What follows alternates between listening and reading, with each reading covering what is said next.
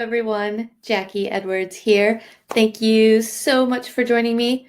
Oh, I can see I've got a couple of messages on here already. So make sure you're probably not hearing this, but if you see people asking for links, tell them to just refresh their screen and everything should pop up nice and easy. So yes, hopefully we will get a few people on here live to make sure that we've got everything working. So if you can see and hear me, just post a little note that says hello or anything like that. That would be super helpful. Otherwise, I'll just keep rambling on until I see, yeah, I see some people. Likes. All right, awesome. So today we are going to be talking about what you need to say, or what I say to, property owners and agents to help them understand rent to rent. Hello, Angus. So this is something that can hold a lot of people back in the beginning, especially when you're just getting started and you're not really super confident in what you're doing yourself. Hello, Marlene. So you don't know exactly, you don't even really understand it yourself. I know this was what happened to me in the beginning. I didn't really understand what I was doing. I had no property experience.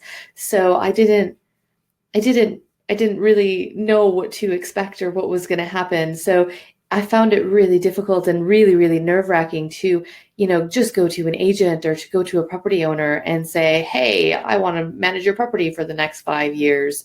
It didn't quite flow like that. And it took me quite a while, actually, to kind of build up that confidence and to learn what I needed to say and to figure out how to do it. It didn't just happen overnight. I didn't just go on my first viewing and wow them with my amazing, conversation and explanation skills and my negotiation skills. And, all of a sudden I had 10 rent to rent deals. It was a process over quite a few months. Hello, Sheila. So, just keep going at it. If I would have given up after those first few viewings, if I would have given up after the first 20 viewings, I wouldn't have what I have now. It took the time and the practice to get confident and comfortable with what I was saying. So what do I say to people? For me, it's about having a property business, because you're asking someone to, give you one of their biggest assets. So, when somebody owns a house, whether you're, up in the north or down here in the south where it's more expensive, a rental property is normally someone's biggest asset. Even if they've got a whole portfolio of them, that is a high value asset. So you need to be able to build up credibility and trust with that person for them to feel comfortable and confident giving you their assets, because that's what they're doing for the next few years, is they're giving you that asset.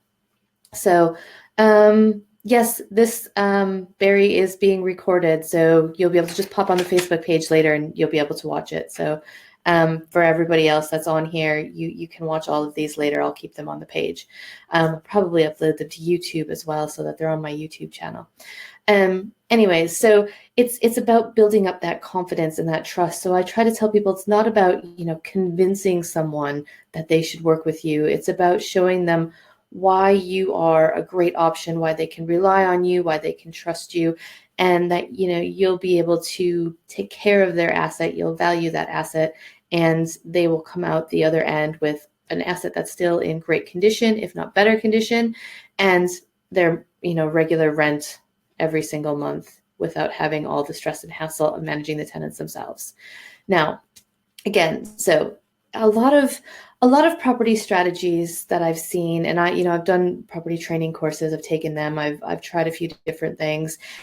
And what I've seen a lot of people do is they try to be just kind of Joe the next door neighbor, and you kind of make those ugly adverts. So you have like the kind of handwritten letter that you pop through the door, or, just saying, hey, I'm a local property investor. I'd like to, rent your property, or I'd like to buy your house, or whatever it is.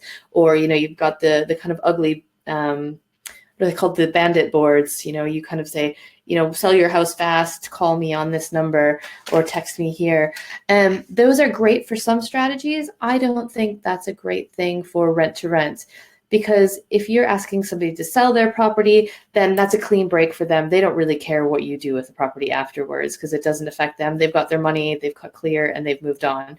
Whereas with rent to rent, they are still involved in this asset. That's still their asset. They want to know that they've got someone reliable and trustworthy that they can count on. So I suggest that you see yourself as a business and you make yourself look like somebody that's reliable and trustworthy. So go to meetings dressed nicely. I mean, I guess you don't have to kind of go suited and booted, but it doesn't hurt. It doesn't hurt to wear your suit, or a nice shirt with a collar, your nice slacks, nice shoes. Don't just go in kind of jeans and a t-shirt like you're the builder down the road. People want you to look like someone that they can trust and rely on. If you think of a letting agent, they tend to look nice every day at work. They get dressed up to go to work.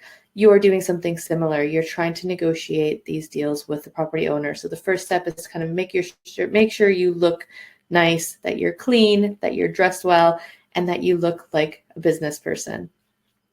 And then you want to be able to present yourself as a business person. So you need to have business cards because, most business people or most, employed people, letting agents, property managers, they've got a business card. So if you have a business, you generally have a business card. Have some marketing material. I had a little folder that had a couple of pages, one page that had a little bit of information about here's who the company is. I had another page that was kind of FAQs. So the frequently asked questions I got about rent to rent, I call it a commercial lease. So I said, how does it work? That kind of stuff. And then I had another page about lease options. So I called it rent to buy. So, because that was an option that I gave to people as well, and had a nice little folder. I put that information in there with my business card so that every meeting I went to with an agent or with a property owner, I would give them my folder so that they could read about me when they went home. It also had a draft copy of my rent-to-rent contract in it too, because that explains a lot of the detail that people often have questions about. So that way they could read through that after I'd left and it would answer a lot of their questions and just give them that comfort and confidence that I was a real business. I had paperwork that I could show them. I had kind of here's how our business works. I've also got a website that they could go to and they could have a look at. So it just all goes towards building that trust and credibility. Whereas if you go to them and say, hey, I want to manage your property, and they're like, who are you? I don't know anything about you. And they've got nowhere to look. Pretty much every business nowadays has an online presence and some kind of marketing material. So make sure you've got some as well. It doesn't have to be super expensive to set up, and we can talk about that in later videos. But these things all kind of build towards your identity as a property manager, as a rent-to-renter, and they help build your credibility so that when you actually get to talking to the agent or talking to the landlord, you've already kind of built your reputation, feel like they know you a little bit because they've been able to check your website, they've been able to see that you've got available. And then what do you say to them? So I tend to do it slightly how I feel or what's happened. We so do most of the time. I would just look on Rightmove through and directly through email, or I would give them a call. XYZ. Most of the time when you call or when you talk to them like that, you're just talking to me or somebody that's doing the scheduling. So it's usually the lowest the office is the one that gets stuck in the phone email. So they're often not that interested, or they're not going to really understand if you start explaining. So calling a bigger agency or some service, I didn't have an explanation about what I was doing and managing properties for long term and all of that kind of stuff. So then turn up at the viewing, of course, on time, again, looking professional, to the agent, a little bit of an understanding of who they were. They would usually ask, and where it depends on your level of confidence in how you answer. So selling a decision maker, then sometimes I rely to my rent to rent pitch. Then I would just say, yep, this property is for me. Sorry if this, I don't have any messages on my side. So if everybody else, let me know if you're good, and I'll maybe decide. So I anything looking maybe a company. Oh no, if it keeps cutting out. I've been hacked today. Let me on. Let me switch over because sadly my 4G connection in here. So give me 1 second.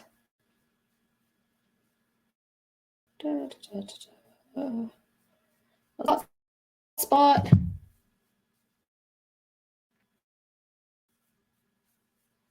Sorry about this, everybody. This is one of the downfalls.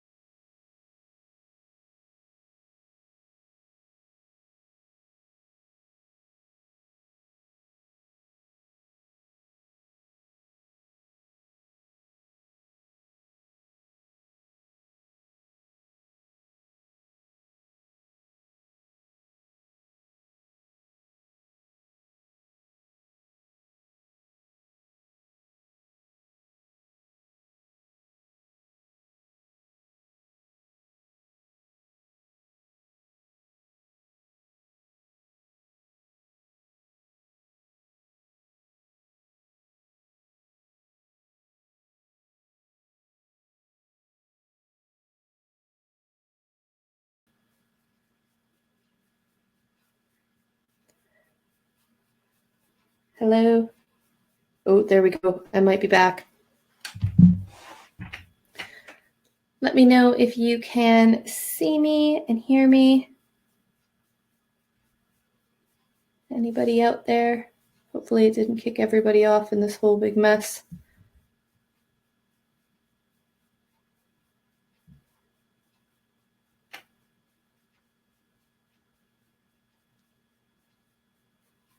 All right. Oh, somebody said hi. So I will say that I am back on. So hopefully, awesome, Marlene. Yep, Ryan, perfect. Thank you. I'll just use my mobile data. Good thing I've got like 20 gigabytes a month. So where was I? I'll rewind back a little bit. So going to the viewing with agents. Now, again, I'll set up the viewing. I might not tell them my whole spiel. I'll get to the viewing, and basically I will assess how I explain it to them once I get there. So it may be that I feel like that's quite a junior member of the team, and oftentimes, especially with a bigger agency, the person that you're doing the viewing with is probably a more junior member of the team, and they're not going to be a decision maker in that case. So it, depending on how you feel and how you think their kind of knowledge and level in the business is, I would kind of talk to them a little bit first, and they'll always ask me, so are you looking for this property for you? Is it just you, or is it for you and some other people, especially if it's a bigger house? Now, sometimes I would say, yeah, it's just for me and a friend, or I'm looking on behalf of my company. So I'm if they're kind of a lower level person that I don't think is a decision maker, I probably won't spend a lot of time making explanations. So because it's just going to confuse them, it's going to take up my time, and if they're not the decision maker, it doesn't really matter. So we would go on the viewing. I always look at the property, everything, I try to say really nice things, whether I'm with an agent or the owner. Oh, this is great. And even if it's really run down and horrible, I would, find something nice. Oh, the rooms are really big, or, oh, that's a really bright window. So if you can't say, this is a wonderful property in great condition, you can always find something nice to say about it. So I try not to kind of run it down in front of people. I know that's some people's technique, but I find a nice smile and some praise works quite well.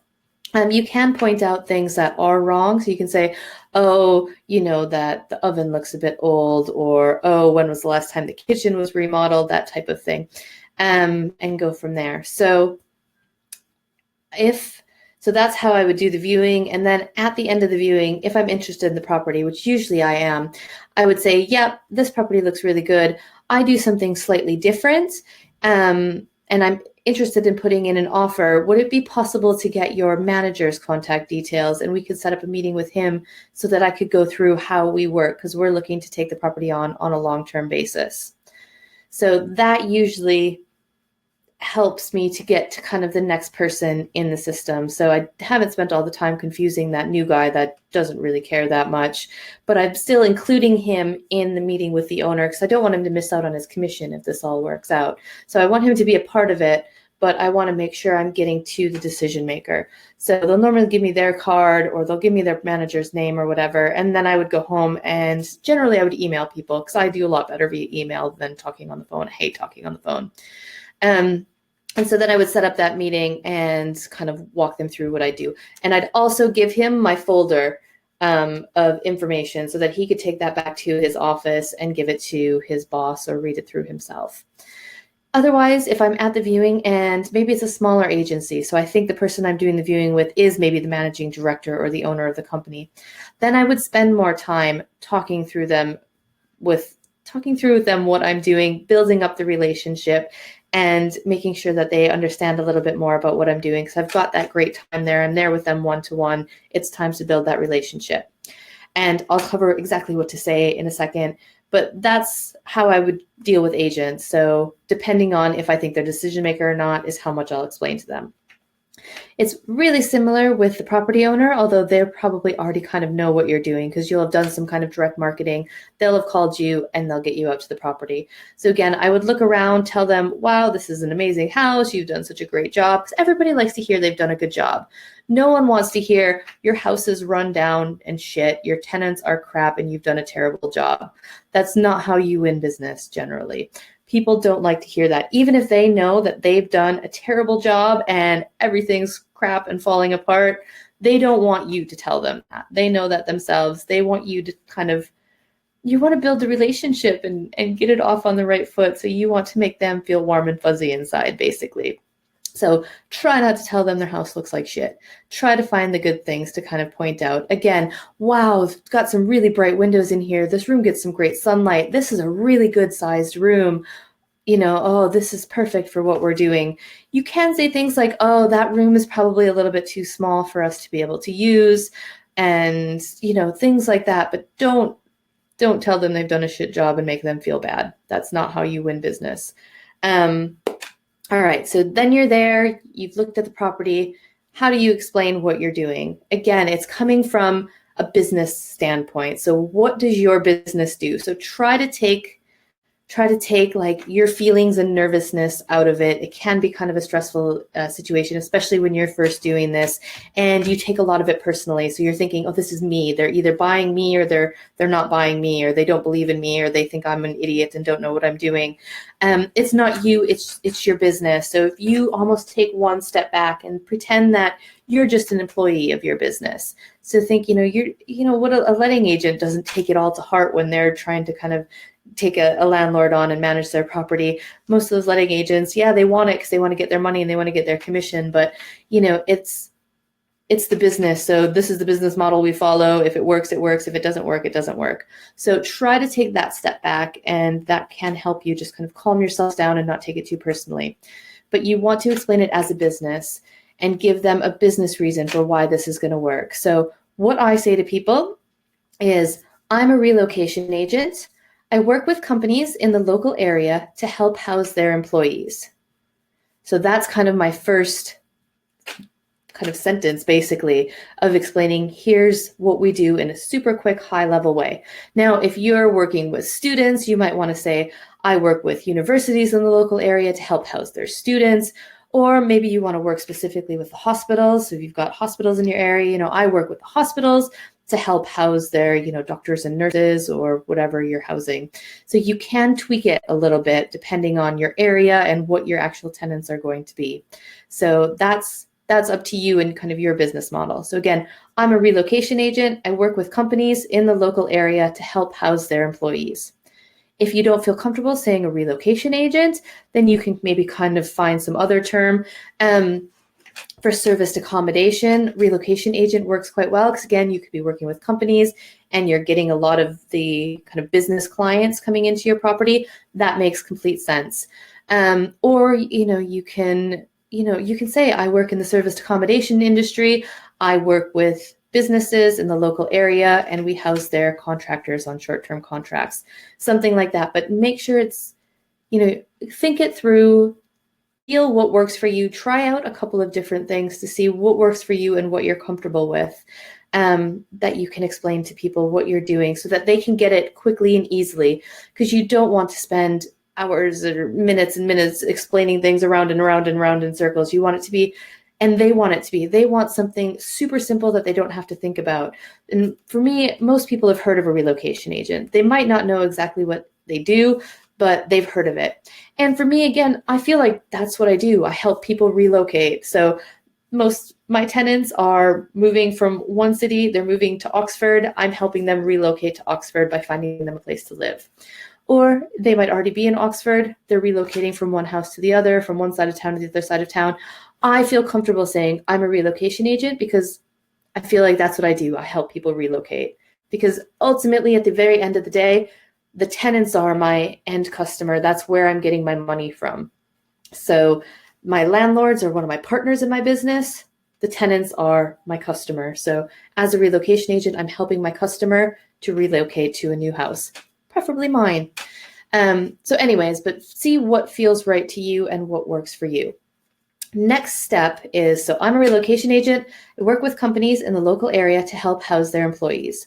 So what we do is we generally take on a property for a long-term basis, generally 5 years, and we put our clients into the individual bedrooms on a room-by-room basis. So that, for me, that's how I explain the HMO concept. And so they know I am renting out this whole property, but then they also know that I'm renting out each room individually, because no matter what you're doing, you have to let that property owner know what you're doing with their property. So you can't hide that you're running an HMO. You can't hide that you're doing service accommodation. You have to let them know. But again, if you've got a good business reason for what you're doing, then it makes sense to them. Instead of just saying, I'm going to rent it out to a whole bunch of people, they're going to be kind of like, well, that sounds a little crazy. Or that letting agent is going to say, well, that's exactly what we do.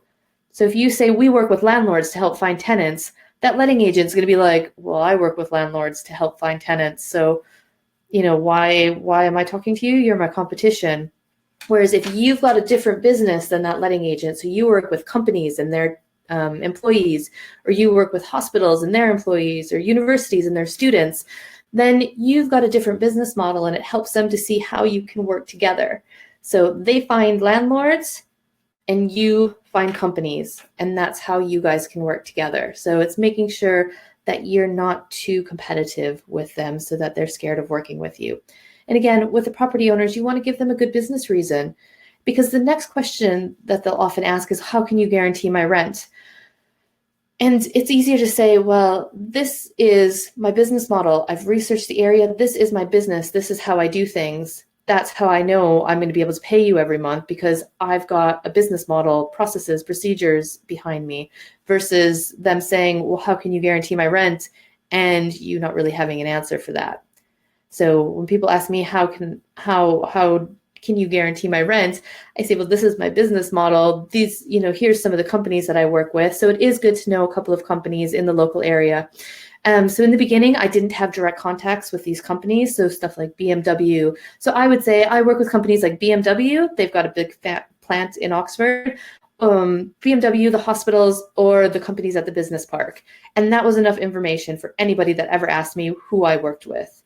And you don't have to have contracts with them right from the very beginning. It doesn't hurt to do that. It doesn't hurt to contact them and say, hey, we've got some rooms coming available. Let your employees know. And that's what we do now, because we have done referencing on all these tenants. We've got HR contacts, so we do let them know. But it's okay to say that in the beginning, because that's where your tenants are going to come from. If you're letting to working professionals, or, if you're in the service accommodation industry and you're going to be having business clients, they're going to come from companies in the local area. So to me, it all kind of makes sense and fits together. So yeah, if they say, how are you going to guarantee my rent? Well, I can guarantee your rent because this is my business model. This is what we do. We've done the research. We've got the business contacts. We've got the clients ready to move in. So we know this is going to work because this is my business. Versus you just saying, well, I'm going to guarantee your rent because I took a training course and I know this works. So that just helps make it make a bit more sense. Again, coming from that business center. So you are a professional business. You've done the business research, you're credible, you're trustworthy, you've got the website, you've got the marketing materials, you're dressed nicely, you're there and you mean business and you look like somebody that can do it. So those are probably my biggest tips on what to say. And then the next step is to keep it super simple. So having that marketing material and those couple of papers that you can give them goes a long way to answering a lot of questions. And we talked last week, I think it was last week that I did a video about contracts. So you can find it here on the Facebook page, or it should be in YouTube if you're looking there. And we talked about contracts. And contracts, again, having that in your marketing material and giving it to take away after is going to help explain what you do as well. So your contracts will also answer a lot of their questions like, oh, what happens if you go bankrupt, or what happens if you don't pay me? All of that information will be in your draft contract. So you can just say, well, have a read through the contract. This will give you the detail of how everything works. And then if you've got any other questions, then we can have a call. I'll call you tomorrow to see if you've got any other questions, and I'll give you kind of my final offer. Because I also never make a firm offer when I'm at the property. I like to go away and be able to think about things. I'm not comfortable enough just kind of coming up with numbers on the spot. So I always say, this property is great. I'm really interested in it, but let me go home or let me go back to the office or back to my computer. Let me go back to my computer and run the numbers in my spreadsheet and just make sure I've, thought through everything. And I will send you a proposal tomorrow morning via email. I'll message you about how it all works. And I'll follow that up with a call in the afternoon. So if you've got any other questions, you can ask me and we can go through anything else and see if that works for you. So again, make sure you've set up a specific time, whether it's, tomorrow or the next day, whenever you think you can do it and whenever suits them. So set up a firm time that you will message them by this date and you will call them at this time to follow up. And just so they know that kind of speed and certainty, but they also know that you can be relied on. So then if you say, I'll email you by noon tomorrow, make sure you've emailed them by noon tomorrow. So that way, again, you're just fulfilling your promises. So they're just seeing from the very outset that they can rely on you and they can trust you. And they're not wondering, oh, well, I wonder when this guy is going to call, because maybe it will take you a day or two to run your numbers. So you might not want to say tomorrow. Maybe you'll say, what's today? Tuesday. So maybe you'll say, oh, well, I've got a couple of meetings tomorrow. I'll be able to get back to you on Thursday afternoon by 4:00. I'll have sent you an email, and then I'll follow that up with a call on Friday morning after you've had some time to read through everything and see if you've got any other questions. It's okay. You don't have to do it all instantly. As long as you explain to them, here's what the process is. So hopefully that makes sense. Keep it simple. Have the documents you can give them that'll answer most of their questions. And you just have kind of a standard phrase that you say. I'm a relocation agent. I work with companies in the local area to help house their employees. How that works is we generally take a property on for a long-term basis, like 5 years, and we take our clients and put them in the individual bedrooms. We pay your rent every month, whether we've got clients in the property or not. We also take care of all of the maintenance, and we keep your property in a good condition, and you get it back at the end of the contract in the same condition or better. So that's what I would say. Now you can tweak that for if you do the maintenance or you want them to do some, or however you want your business to run, but keep it the same every time. Don't do too many tweaks and changes or tell them it can be whatever they want it to be, because people want that certainty. Your business, if it's going to kind of grow and scale, won't be able to have an individual contract for every single deal that comes along and tailor every single situation to every different landlord's situation. So keep it simple, keep it streamlined, tell them this is how we work, this is how we can help you, this is how you'll get your money every month, and then leave them with some information. So hopefully that makes sense. If you've got any questions, I do have a couple more minutes before I've got to jump on a call. So Angus asked, what's my company called? So my company, I've got a couple of different brands. So our main company is Jade Property Solutions Limited. That's also, so www.jadepropertysolutions.co.uk is my landlord-facing website. So that's the website I put on my landlord letters and my advertising for new properties so that they can go and have a look at that website. On the tenant side, we are Jade Roomlets, so jaderoomlets.co.uk, and hopefully we'll be launching our new website at the end of this week or early next week. I'm really excited about that. We've been working on that for way too long, and that's our brand for our tenants. So I keep my landlord and my tenant information separate, so because tenants don't really care about what I have to tell landlords, and landlords don't really care about what I'm telling the tenants for the advertising, so I keep them separate, so it just makes everything cleaner and more clear to everybody. So that's my company name. Just scroll through any of the other questions. It's mostly just people saying they can't hear me and the signal's very low. Really sorry about that. We have really terrible internet, and of course it hasn't stopped raining in days. We're basically flooded out here. And that's it. So I don't see any other questions. I'll just give it one more second, but thank you so much for joining me. What about MCL Property Services Limited? Yep, that's a great name. Property Services, Property Solutions, they're quite common names. And don't worry too much about your business name because you can always change it. So my company actually started as Jacquie Edwards Accounting Limited back, I don't know, 10 years ago when I started my kind of accounting consulting work. And then when I moved to more of a property focus, I just changed the name of the company to Jade Property Solutions Limited. Super easy. It was just a form I filed with like HMRC or something, done and dusted.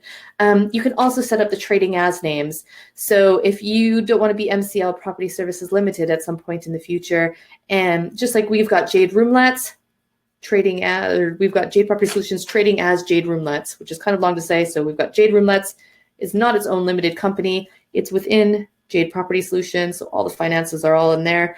It's just a different name. So you could be, if you're in London, you could be London Roomlets, but you could still have your kind of limited company name as MCL Property Services Limited. So it doesn't matter too much what your kind of official name is. You can kind of chop and change it as you kind of get going and practice stuff. So Sheila says, so when I call an agent for a viewing, you don't need to explain what you'll do until after the viewing. It's up to you, but you don't have to. Because again, most of the time, the person that answers the phone, especially at a bigger agency, they don't really care. They're not going to understand anything you're talking about. They just want to schedule your viewing and get off the phone and get on to the next person. If it's a slightly smaller agency, or if you're calling directly to talk to a director or a manager, then I would spend a little bit of time explaining it to them. And I've got a script. If you've got my newest book, the Rent to Rent Getting Started Guide, you can get a free copy of my scripts with that. So check those out. And I would use those if I know I'm talking to somebody that's a decision maker. So at a slightly smaller agency, I would probably use those scripts, and they give basically like what I just said, the relocation agent thing. It just kind of walks through a script that talks about that. So I would do that at a smaller agency if I thought that person cared or was a decision maker. Yeah, so otherwise, if I think I'm just talking to the receptionist or kind of a lowly employee that doesn't really know what I'm talking about or care, then I wouldn't go through the explanation until I got to the viewing or I got to a decision maker. But you can use it anytime, especially if you're just getting started. It'll be good practice, but you want to make sure that you don't let it open up loads and loads of questions, especially on the phone when you're first setting up the viewing, because if they start asking you loads and loads of questions, then it's all going to get really confusing and hard to explain on the phone. So if you do want to explain a little bit and they start asking questions, then it's good to just say, look, this is a lot easier to explain in person. I'll bring our marketing brochures, or I'll bring our brochures that show you how everything works, and we can talk it through when we meet at the property.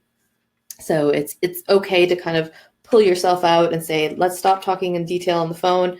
Let's save it for when we meet up together. All right. Oh, I'm glad that was good for you. Gordon, can you have multiple trading as names for a similar limited company? Yep, you can. You can have as many trading as names as you want. That's fine. What's the average ROI on an average rent to rent? That's a great question. I would say the sky's the limit. It depends on your business model and how you work. So for me, my ROIs are probably considered quite low for the industry in that I'm probably at maybe I should know this, shouldn't I? But I'd probably say I'm maybe around 100% on average. So I'd make all my money back in the first year. Although a lot of my properties, it takes about a year and a half to make all the money back. So towards 75%. So maybe I'm at like 80 to 90% return on investment. But again, all of my contracts are 5 years. So if it takes me the first year and a half to make my money back, I've got 3.5 years all profit after that. So for me, that's what I found worked in my area. For other business models and other places, I know people with 200, 300, 400% return on investment. It's all completely possible. So it depends on your business model, your area, and what works for you. So for my business partner and I, that return on investment worked for us. So we were okay with having a bit longer time to take our money back. Whereas for you, that might not be the situation. You might not have much money up front and need to kind of make that money back really fast. So it all depends on where you're at and what your situation is. All right.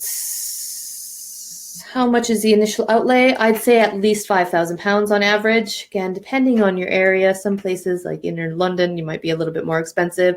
And it depends how much work needs to get done on the property. But I'd say you're looking at least £5,000. Where do you find your tenants, or is it mainly Airbnb, Booking.com style? So I do HMOs, not serviced accommodation. I have one serviced accommodation flat. That's all from Airbnb. I don't push it very hard. If I wanted to push it harder, I'd be on Booking.com as well. Most of my tenants in the HMOs, they come from spare room. So I'd say 95% come from spare room.